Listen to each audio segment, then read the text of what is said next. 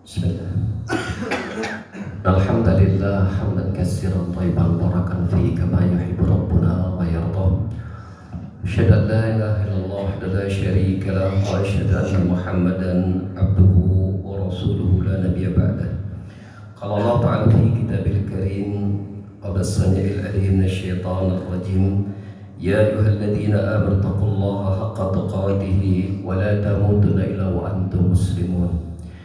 Ya ayuhan nasu taqu rabbakum alladhi khalaqakum min nafsin wahidah wa khalaqa minha zawjaha wa bassa minhuma rijalan katsiran wa nisaa'a wattaqullaha alladhi tasaaluna bihi wal arham innallaha kana 'alaykum raqiban.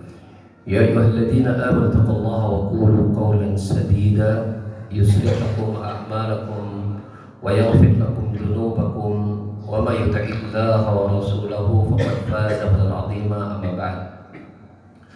Masyaallah muslimin, jamaah sidang Jumat yang semoga rahmati kita semua. Khatib mengajak kepada pribadi dan kepada para jamaah semua, marilah kita sama-sama terus menjaga ketakwaan kita kepada Allah dan meningkatkannya. Mengapa ini khatib ditekankan? Karena kita hari ini adalah hari terakhir kita berRamadan, dan semua kaum muslimin akrab dengan ayat tujuan Allah mewajibkan puasa adalah la'allakum tattaqun, agar kalian bertakwa. Oleh karenanya pesan takwa menjadi pesan seluruh para nabi dan rasul, yang mana seseorang diperintah untuk bertakwa sampai Allah mencabut nyawa mereka. Ya ayyuhalladzina amanu taqullaha haqqa tuqatih wa la tamutunna illa wa antum muslimun wa'budullaha hatta ya'tiyakal yaqin. Bertakwalah sampai mati. Akhir Ramadan bukan akhir dari segalanya kita untuk berbakti kepada Allah. Maka nasihat takwa menjadi nasihat yang selalu harus kita tanamkan kepada diri kita untuk kita menjaga apa yang sudah kita perbuat dan berlindung kepada Allah dari perkara yang rusaknya. Salam dan salawat tentu kita terus basahkan lisan kita terlebih pada hari ini kepada Rasul kita Muhammad SAW beserta para keluarganya, para sahabatnya, dan orang-orang yang senantiasa mengikuti jalan kaki beliau di yaumul qiyamah.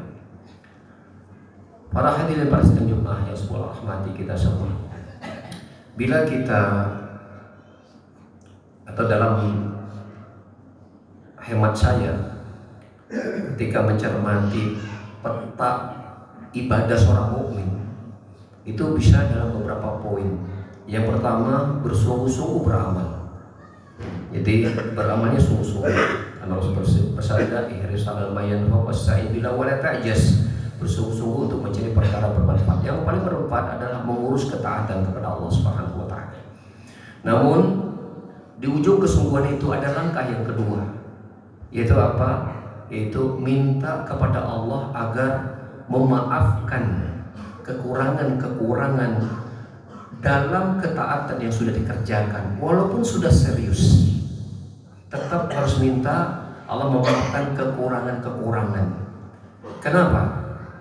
Ada di sana hamba-hamba Allah yang jauh lebih serius daripada kita dalam mengurus ketaatan kepada Allah. Kita ambil contoh dari sosok yang sangat mulia. Pertama Nabi Ibrahim dan Ismail, dan kedua Nabi kita Muhammad SAW. Ya, di mana Allah Subhanahu wa taala dalam surah Al-Baqarah ya menggambarkan tentang ungkapan dua nabi, anak dan bapak dan anak, Ibrahim dan Ismail, tatkala mereka telah selesai menjalankan perintah Allah untuk membangun Ka'bah. Untuk membangun Ka'bah, ini perintah Allah Subhanahu wa taala kepada mereka berdua.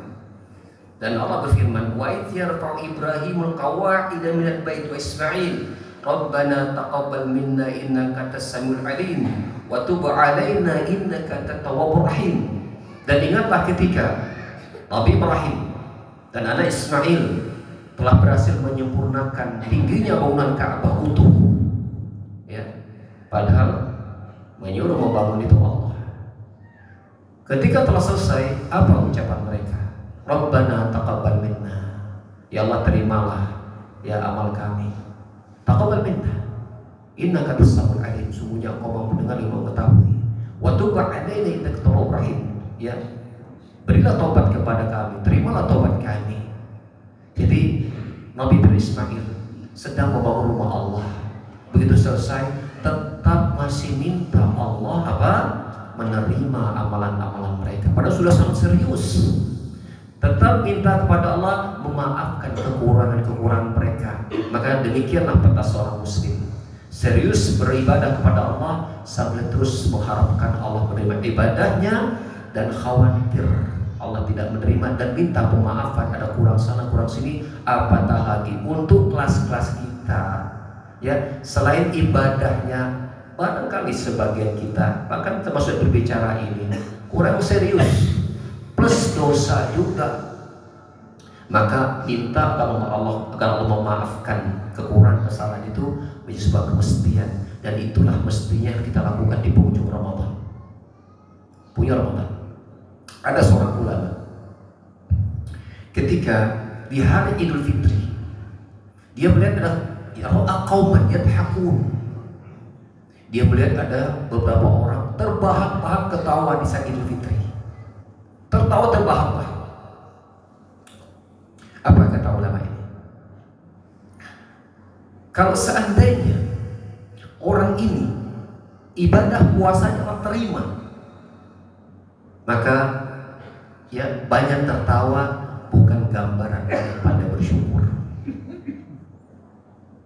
Apalagi sebaliknya, atau sebaliknya, bila amalan puasnya tidak Allah terima, maka banyak tertawa bukan amalan orang yang takut kepada Allah karena puasanya tidak Allah terima. Itu menunjukkan kepada kita di penghujung amal ketaatan kita harus terus menggantungkan harapan kita kepada Allah. Satu, agar Allah menerima amalan kita. Dua, agar Allah memaafkan kekurangan kita dan dosa kita. Tiga, menjaga amal itu untuk terus kita laksanakan. Al-Hafidz Al-Hambali dalam kitabnya Lataiful Ma'arif menjelaskan tentang kehebatan para sahabat, kaum salaf dan para ulama dahulu. Apa kehebatan mereka? Dan mungkin saya apakah pernah menyampaikan atau tidak, tetapi bila saya ingat saya terus sampaikan minimal buat diri saya pengingat. Apa yang ternukilkan Nabi tersebut? Kan yad'una Allah sittat ashhur ayyuballighahum Ramadan. Wa yad'una Allah sittat ashhur ayataqabbala minhum. Dahulu para sahabat, para ulama 6 bulan sebelum Ramadan mereka berdoa kepada Allah, ya Allah sampaikan umur kami hingga Ramadan.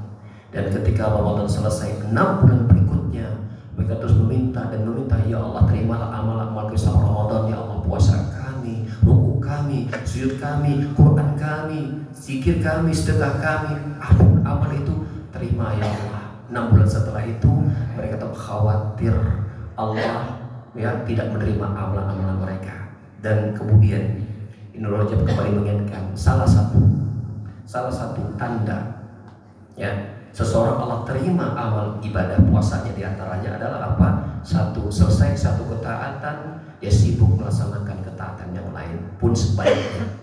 Tanda seseorang Allah tidak terima ibadahnya yaitu apa? Ketika dia setelah sibuk melakukan ibadah, selesainya dia ganti dengan kemaksiatan. Maka hari ini, nanti malam, ya sikap kita menentukan diterima atau tidaknya amalan selama puasa kita.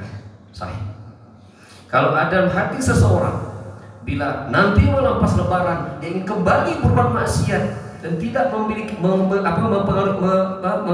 menghadirkan bekas, dia pernah sholat malam, tidak berbekas dia pernah baca Quran, tidak berbekas dia pernah puasa, tidak pernah berbekas dia pernah menahan syahwatnya. Sejak malam Syawal itu dia sudah usahakan, itu tanda Allah tidak terima semua amalan ibadah puasanya. Maka 1 Syawal malam Lebaran itu malam pengujian yang kita harus waspada. Apakah malam itu kita masih mau baca Quran? Apakah malam itu kita masih mau sholat malam? Atau kita sudah merasa ini kemenangan merdeka? Menang dari apa? Justru 1 bulan Ramadan itu kita sedang membuat sebuah sekolah buat diri kita agar bisa mengendalikan hawa nafsu. Yang sekolah ini akan kita praktikkan di 11 bulan berikutnya. Tetapi kalau 1 Syawal malam Lebaran sudah gagal, berarti selama ini nggak pernah sekolah berarti.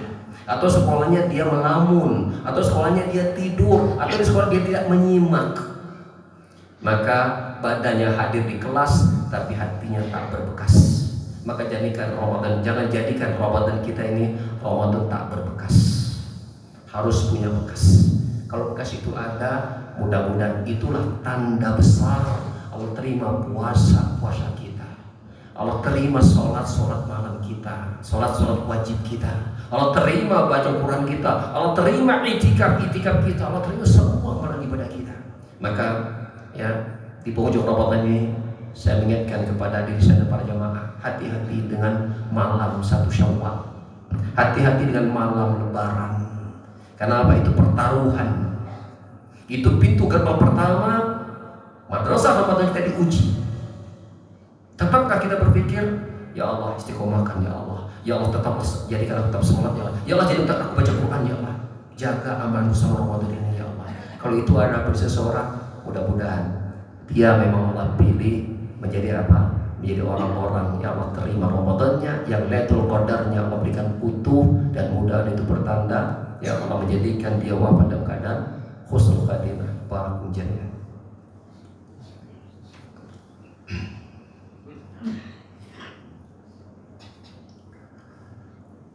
Alhamdulillah hamdan katsiran thayyiban barakan fihi kama yuhibbu rabbuna wa yardah. Asyhadu an la ilaha illallah la syarika lah wa asyhadu anna Muhammadan abduhu wa rasuluhu la nabiyya ba'dah. Masyaallah muslimin jamaah sidang Jumat rahimanallahu wa iyyakum. Satu ayat penutup yang Allah ingatkan kepada kita, surah An-Nahl ayat 92. Allah berfirman, "Wa la takunu kallati naqadat ghazalaha min ba'di quwwatin ankasa," kata Allah. Janganlah kalian seperti seorang wanita pemintal tenunan kainnya, yang ketika setelah utuh dan rapat tenunnya, kemudian dia biarkan akhirnya runtuh, akhirnya kembali ya terurai, tidak lagi utuh. Kata para ulama di antara tafsirnya adalah, janganlah seseorang itu ketika dia sudah berusaha keras menjadi orang soleh, mengumpulkan berbagai macam amal ketaatannya, dan kita kaitkan Ramadan, saat bulan Ramadannya dia telah berjuang, jangan sampai esok harinya setelah masuk Syawal dia seolah-olah tak lagi pernah mengenal, dia pernah memintal tali-tali ketaatannya kepada Allah, dia telah pernah menyambung hatinya untuk dekat kepada Allah, yang sampai dia lepaskan. Karena apa? Karena ketaatan dan semangatnya tak datang 2 kali, bisa jadi tak pernah datang lagi. Ramadan ini bisa jadi Ramadan kita yang terakhir. Tak mungkin barangkali kita tidak bertemu dengan Ramadan yang akan datang. Buktinya tahun ini telah banyak orang-orang yang tidak lagi bersama kita. Maka jadikan Ramadan kita sebagai sebuah madrasah yang kita berharap ini menjadi bekal amunisi yang besar dan bermanfaat buat kita laksanakan nanti di 11 bulan yang akan datang. Bapak-bapak yang tadi jarang ke masjid, ketika Ramadan rajin ke masjid, tetaplah rajin ke masjid. Bila Anda tetap rajin ke masjid, 5 waktu tetap di masjid, kemudian itu pertanda sholat Anda Ramadan Allah terima. Dulu bapak-bapak mungkin ketika Ramadan mulai jauh, ya menjauhkan dari ya ngumpul begadang yang tidak bermanfaat. Sekarang kemudian ketika di 10 terakhir bahkan rajin itikaf, maka jadikan begadangnya itu dalam rangka taat kepada Allah. Bila itu tetap dijaga, mulai itu tanda itikaf Anda Allah terima. Intinya menjaga ketaatan yang sudah dibentuk selama 1 bulan, itu adalah tanda besar Allah menerima ketaatan seseorang, dan semoga Allah terima amal-amal kita. Kalau Allah Ta'ala fi kitabih karim, "Ma'asyiral syaitanir rajim, ya ayyuhalladzina amanu taqullaha haqqa tuqatih wa la tamutunna illa wa antum muslimun." Wa qala aidan, "Innallaha wa malaikatahu yusholluna 'alan nabi, ya ayyuhalladzina amanu shallu 'alaihi wa sallimu taslima." Allahumma shalli 'ala Muhammad wa 'ala ali Muhammad kama shallaita 'ala Ibrahim wa 'ala ali Ibrahim innaka Hamidum Majid.